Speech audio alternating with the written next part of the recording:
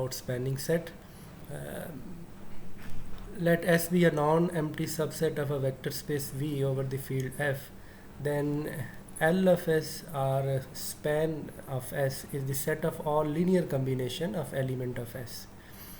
The set L of S is a subspace of vector space V that spans S and is the smallest such subspace containing S. कोई भी हमारे पास set है अगर, तो spanning set का मतलब क्या होगा कि आपने सारे के सारे पॉसिबल लीनियर कम्बिनेशन ले लेने हैं। ये जो सेट है ये हमेशा वेक्टर स्पेस बनाएगा और फर्दर ये स्मॉलेस्ट सब स्पेस होगी जो कि उस सेट को कंटेन करेगी। फॉर एग्जांपल ये फिगर ए में अगर आप देखें, हमारे पास जो सेट एस है इसमें सिर्फ एक एलिमेंट है, उसको हमने वी से डिनोट किया है। तो जो लीनियर कम्बिनेशन है वी के वो सारे के सारे मल्टीपल्स हैं।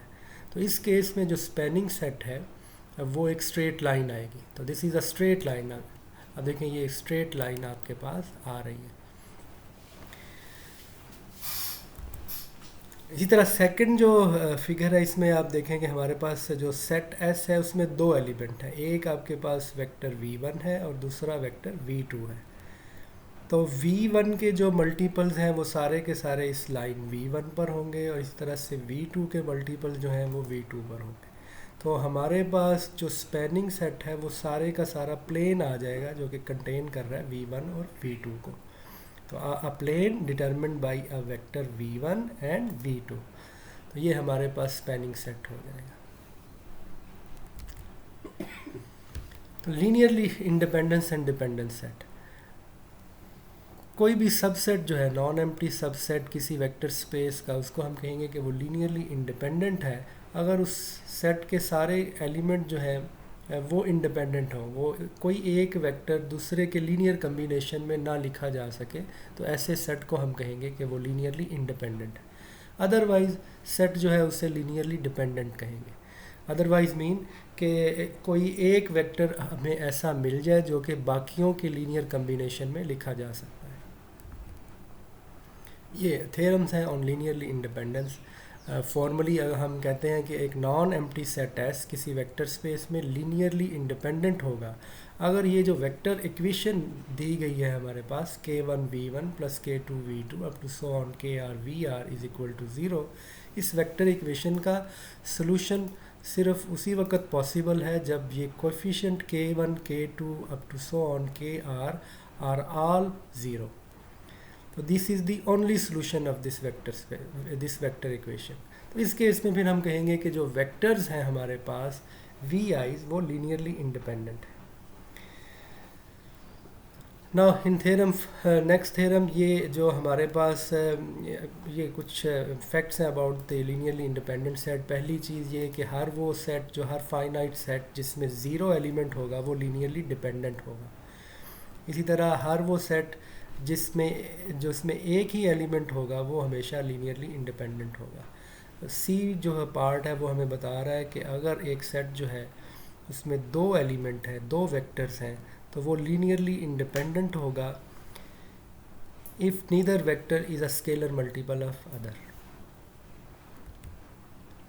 ये कुछ एग्जांपल्स हैं। आप देखें फर्स्ट एग्जांपल में हमारे पास हम लीनियर इंडिपेंडेंस चेक कर रहे हैं R2 में, और ये जो फर्स्ट फिगर है इसमें हमारे पास वेक्टर v1 और v2 है। अब देखें कि v2 जो है वो v1 के लीनियर कम्बिनेशन में लिखा जा रहा है। इट मीन कि ये जो वेक्टर है ये लीनियरली डिपेंडेंट होंगे। इसी तरह सेकंड जो फिगर है इसमें v1 और v2 की डायरेक्शन जो है वो अपोजिट है। तो अगेन जो है v1 और v2 जो है वो एक दूसरे के लीनियर कम्बिनेशन में लिखे जा सकते हैं। इसलिए ये जो फिगर 2 में जो वेक्टर्स दिए गए हैं ये भी लीनियरली डिपेंडेंट है। फिगर सी में जो आपके पास वेक्टर्स हैं ये लीनियरली इंडिपेंडेंट है। इसी तरह से अगर आप R3 में वेक्टर्स को देख रहे हैं तो आप देखेंगे ये जो फिगर बी है इसमें v2, ये तीन वेक्टर्स हैं हमारे पास v1, v2 और v3। तो कोई से अगर दो वेक्टर एक दूसरे पे डिपेंड करेंगे तो ये वेक्टर लीनियरली डिपेंडेंट बन जाएंगे। तो v2 और v3 जो हैं वो एक दूसरे पे डिपेंड कर रहे हैं। v3 can be obtained from v2। तो हम कहेंगे कि ये जो तीनों वेक्टर्स हैं ये लीनियरली डिपेंडेंट है। इसी तरह से सी जो है आपके पास फिगर में जो वेक्टर्स दिए गए हैं ये तीनों लीनियरली इंडिपेंडेंट है।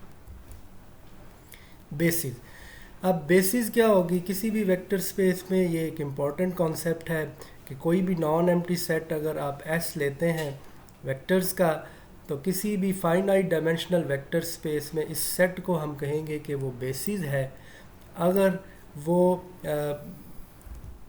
वेक्टर स्पेस वी को स्पैन भी करे और वो सेट जो है वो लीनियरली इंडिपेंडेंट भी हो।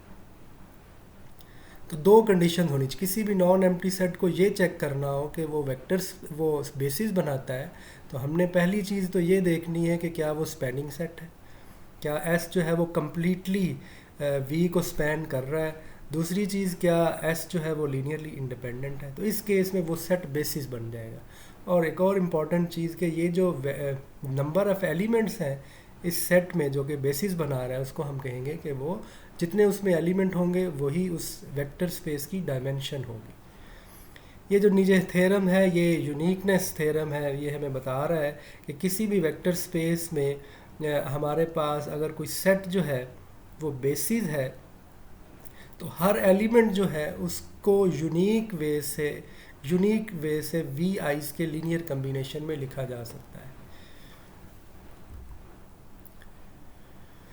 तो अगेन ये डायमेंशन है, dimension of a finite dimensional vector space generally is denoted by D I M of V and is defined as the number of vectors in a basis for V. In addition the zero vector space is defined to have dimension zero.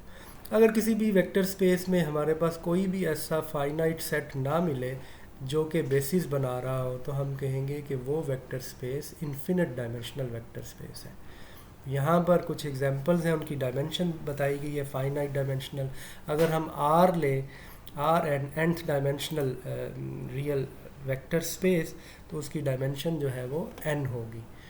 इसी तरह आप are की जगह कोई field भी replace कर सकते हैं, तो dimension of n dimensional field जो है उसकी भी डायमेंशन n ही होगी। तो यहाँ पर पी एन से meaning this set vector space of polynomial है, n डायमेंशनल ये इसकी जो डायमेंशन है, या पी एन का मतलब इसमें सारे के सारे पोलिनोमियल्स हैं जिनकी degree less than equal to n है। तो इस वेक्टर स्पेस की जो डिग्री है वो n+1 होगी। थर्ड एग्जांपल जो है इसमें एम एन का मतलब the vector space of matrices है, m क्रॉस n मैट्रिसेस। तो इस वेक्टर स्पेस की जो डायमेंशन है ये mn होगी। नेक्स्ट टॉपिक जो था वो अबाउट लीनियर ट्रांसफॉर्मेशन था। लीनियर ट्रांसफॉर्मेशन जो है जब हम एक वेक्टर स्पेस से दूसरी वेक्टर स्पेस पर डिफ़ाइन करते हैं, तो जो इम्पॉर्टेंट चीज़ है कि दोनों वेक्टर स्पेस एक ही फील्ड पे डिफ़ाइन होनी चाहिए। तो आप देखेंगे अगर हमारे पास v and w are two vector space over the same field f, तो अ मैपिंग और a function from v to w is called linear transformation अगर ये दोनों कंडीशन सेटिस्फाई हो। t of x plus Y is equal to t of x plus t of y, तो ये additive property है। इसी तरह से t of alpha x is equal to alpha into T of x, तो ये जो स्केलर है इसको हम इस मैपिंग से बाहर निकाल सकते हैं। तो अगर ये दो कंडीशन सेटिस्फाई हो रही हों तो मैपिंग जो है उसको हम कहेंगे कि वो लीनियर ट्रांसफॉर्मेशन है। ये kernel and image of a linear transformation. Kernel किसी भी लीनियर ट्रांसफॉर्मेशन जो है वो सेट ऑफ दोज एलिमेंट होंगे जो कि ज़ीरो एलिमेंट पर मैप हो रहे हैं। अब ये ज़ीरो जो है ये वेक्टर स्पेस W की ज़ीरो है, तो set of all element of the vector space V which are mapped on to the zero element of vector space W। और इसी तरह से image space of T is the set of images of T। अब ये जो हमारे पास अगर ये कुछ रिमार्क्स हैं कि अगर T जो है वो लीनियर ट्रांसफॉर्मेशन है तो एक चीज़ इम्पॉर्टेंट है कि ज़ीरो एलिमेंट जो है वो ज़ीरो एलिमेंट पर ही मैप होगा। Further kernel of T is a subspace of V called null space of V। Image of V is a subspace of W called image space of W। तो kernel जो है वो V की सब space होगी और image space of V जो है वो W की सब स्पेस होगी। ये rank and nullity of linear transformation, ये डायमेंशन जो है कर्नल ऑफ टी को, इसको हम नलिटी ऑफ